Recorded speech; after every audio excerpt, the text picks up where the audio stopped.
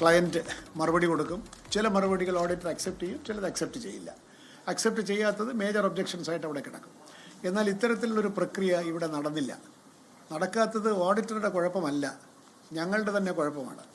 കാരണം ഓഡിറ്റർ പല കുറികളും ചോദിച്ചെങ്കിലും സമയത്തിന് ഇവിടുന്ന് മറുപടി കൊടുക്കുകയോ ഓഡിറ്ററുമായിട്ട് വേണ്ടത്ര ആശയവിനിമയം നടക്കാതെയോ വന്നതുകൊണ്ടാണ് ഓഡിറ്റ് റിപ്പോർട്ടിൽ ഇപ്പോൾ പ്രതികൂലമെന്ന് തോന്നുന്ന ഒരുപാട് പരാമർശങ്ങൾ കടന്നുകൂടാൻ കാരണം സമയത്തിന് റെക്ടിഫിക്കേഷൻ നടക്കാത്തത് കൊണ്ടാണ്. അത് ഓഡിറ്ററുടെ കുറ്റമായിട്ട് ഞാൻ പറയുന്നില്ല. ഓഡിറ്ററുടെ ചോദ്യങ്ങൾക്ക് ഞങ്ങൾ മറുപടി കൊടുക്കാത്തതിൻ്റെ കുഴപ്പമാണ്. പല നടപടികളും എടുക്കേണ്ടത് ബോർഡിനുള്ളിൽ തന്നെയാണ്. അപ്പോൾ ഈ റെക്ടിഫിക്കേഷൻ എന്ന് ഞാൻ പറഞ്ഞതിന് പല അർത്ഥങ്ങളുണ്ട്, പല നടപടികളുണ്ട്. What is this rectification? ഉദാഹരണത്തിന് പല കാര്യങ്ങളും ഫിസിക്കലായിട്ട് വെരിഫൈ ചെയ്യണം, ബില്ലുകൾ വെരിഫൈ ചെയ്യണം, അതുപോലെ ചില എമൗണ്ട്സ് റെക്കൺസിലിയേഷൻ നടത്താനുണ്ട്, വെരിഫിക്കേഷൻ നടത്താനുണ്ട്. ഞങ്ങളുടെ ബോർഡിൻ്റെ സ്റ്റോക്ക് രജിസ്റ്ററിലേക്ക് പല അസറ്റ് രജിസ്റ്ററിൽ എഴുതി അത് വാലിഡേറ്റ് ചെയ്യേണ്ടതുണ്ട്. ഇത്തരത്തിലുള്ള നടപടികളൊന്നും നടന്നിട്ടില്ല, അഥവാ നടന്നിട്ടുണ്ടെങ്കിൽ ഓഡിറ്റർ അറിഞ്ഞിട്ടില്ല.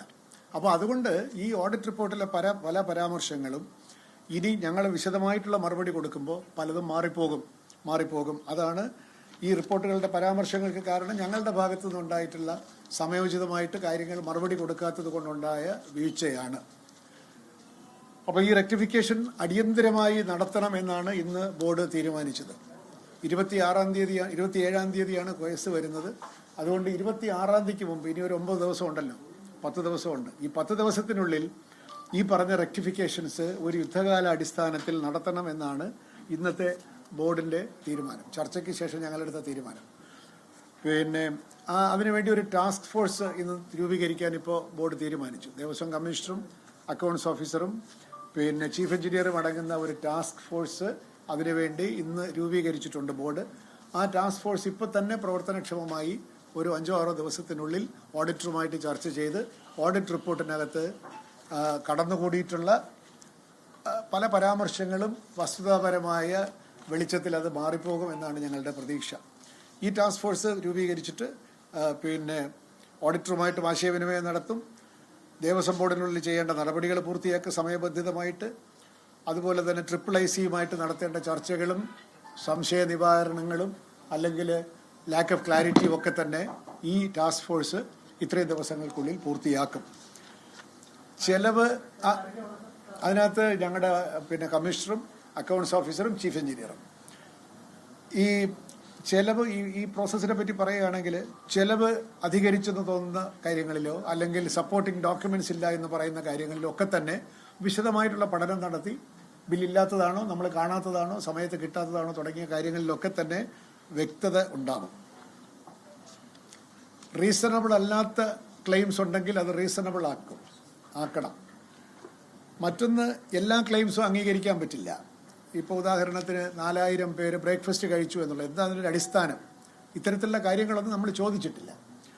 വസ്തുതാപരമായി അദ്ദേഹത്തിൻ്റെ കുഴപ്പം കൊണ്ടല്ലെങ്കിലും ഓഡിറ്ററുടെ കുഴപ്പം കൊണ്ടല്ലെങ്കിലും എന്തോ തെറ്റായ പേപ്പറുകളുടെ അടിസ്ഥാനത്തിൽ ഇപ്പോൾ നന്ദഭജൻസിന് പൈസ കൊടുത്തു 8 ലക്ഷം രൂപ, അവരവിടെ വന്നിട്ടില്ല. ഇതൊക്കെ വസ്തുതാപരമായ പെശകുകളാണ് ഈ ഓഡിറ്റ് റിപ്പോർട്ടിൽ.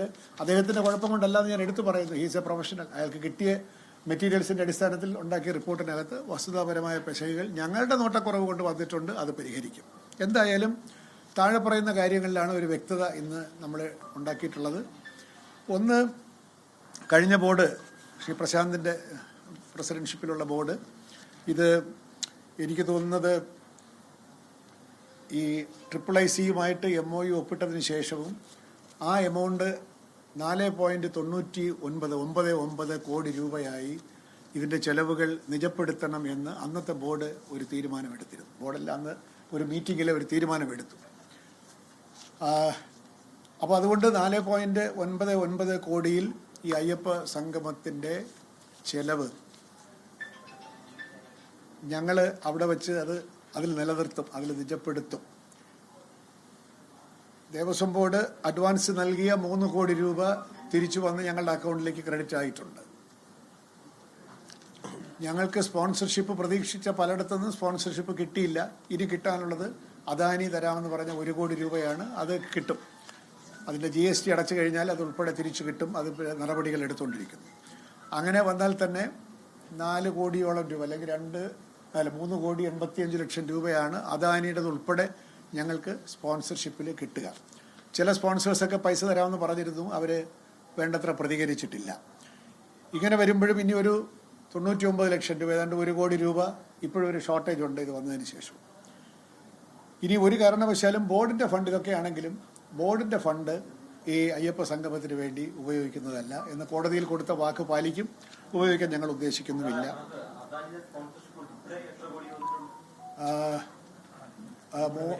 3.85 crores. അല്ല, അദാനിയുടെ വന്നുകൊണ്ടേയിരിക്കുന്നു. വരും, അവർ വരും, അത് വരും ഉറപ്പായിട്ടുണ്ട്. 385 കോടി രൂപ നമുക്ക് അങ്ങനെ സ്പോൺസർഷിപ്പിൽ കിട്ടി. നമ്മളിപ്പോൾ കൊടുത്തു തീർക്കേണ്ട 499. കേരള ബാങ്കിന്റെ 85 ലക്ഷം രൂപ, അത് GST കൊടുത്തോണ്ട് 1 കോടിയിൽ അവർ GST കൊടുത്തിട്ട് 85 കിട്ടിയുള്ളൂ. അപ്പോൾ 1.85 അദാനിയുടെ 1. അപ്പോൾ അങ്ങനെ 2.85 അല്ല 3.85 നമുക്ക് സ്പോൺസർഷിപ്പ് വഴി വരുന്നത്. ഇനി കൊടുത്തു തീർക്കാനുള്ളത് 499 നമ്മൾ നിജപ്പെടുത്തുമ്പോൾ കൊടുത്തു തീർക്കാൻ ഇനിയും 1 കോടി 15 ലക്ഷം രൂപ, 1 കോടി 15 ലക്ഷം രൂപ ഇനിയും ഉണ്ട്. അപ്പോൾ ബോർഡിൻ്റെ പൈസ ഏതായാലും എടുക്കുകയുമില്ല. ഫൈനൽ കണക്കുകൾ ഓഡിറ്റ് ചെയ്ത് കോടതി നിശ്ചയിച്ച സമയത്തിനുള്ളിൽ പുതിയ റിവൈസ്ഡ് ഓഡിറ്റ് റിപ്പോർട്ടും നമ്മുടെ സ്റ്റേറ്റ്മെൻറ്റ് ഓഫ് അക്കൗണ്ടും ഈ ടാസ്ക് ഫോഴ്സിൻ്റെ സഹായത്തോടു കൂടി 26-ാം തീയതി കോടതിയിൽ സമർപ്പിക്കും. അതോടുകൂടി ഈ പ്രശ്നം അവസാനിക്കും.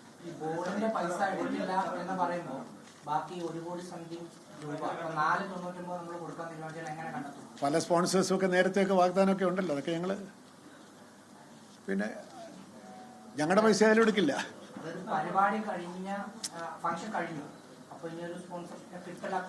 വാഗ്ദാനമുണ്ടല്ലോ.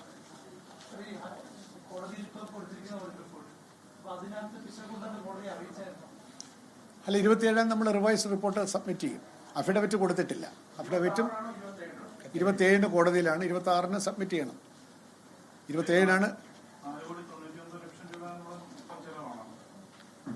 മൊത്തം ചിലവായിട്ട് ഞങ്ങൾ അംഗീകരിക്കുന്നതാണ് ചിലവ്. ആക്ച്വലി അവർക്ക് അതിൽ കൂടുതൽ ചിലവായിട്ടുണ്ടെന്ന് അവർ പറയുന്നു. ആ 7 കോടി 11 ലക്ഷം രൂപ ചോദിക്കുന്നവരോട് 4,99,00,000 രൂപയെ തരികയുള്ളൂ എന്ന് അവരോട് കമ്മ്യൂണിക്കേറ്റ് ചെയ്തോ? അവരത് യെസ് പറഞ്ഞു? അവർ യെസ് പറഞ്ഞിട്ടില്ല, പക്ഷെ അവരോട് കമ്മ്യൂണിക്കേറ്റ് ചെയ്തിട്ടുണ്ട്. ഇപ്പം എന്താണ് അവരുടെ റിപ്ലൈ? സ്വാഭാവികമായിട്ട് അവർക്ക് വിഷമം വരുമല്ലോ. അവരിനിയും അവർക്ക് കൊടുക്കാനുള്ള ആളുകളോടൊക്കെ അവർ നെഗോഷിയേറ്റ് ചെയ്യുകയോ ഓടിത്തരേ തരുന്നുള്ളൂ എന്ന് പറഞ്ഞിട്ട് അവർക്ക് അവരുടെ ക്രെഡിറ്റേഴ്സുമായിട്ട് അവർ പിന്നെ ആശയവിനിമയം നടത്തും എന്നാണ് ഞങ്ങൾ വിഷയം കോടതിയിലേക്ക് പോകും എന്നതല്ലേ?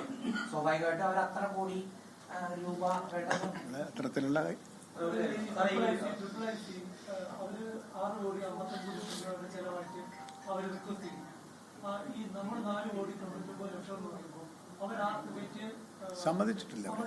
സമ്മതിച്ചിട്ടെന്ന് പറഞ്ഞാൽ അവർക്ക് അറിയാം ഞങ്ങൾ ഇത്ര തരുള്ളൂ എന്നുള്ള അവർക്ക് അറിയാം.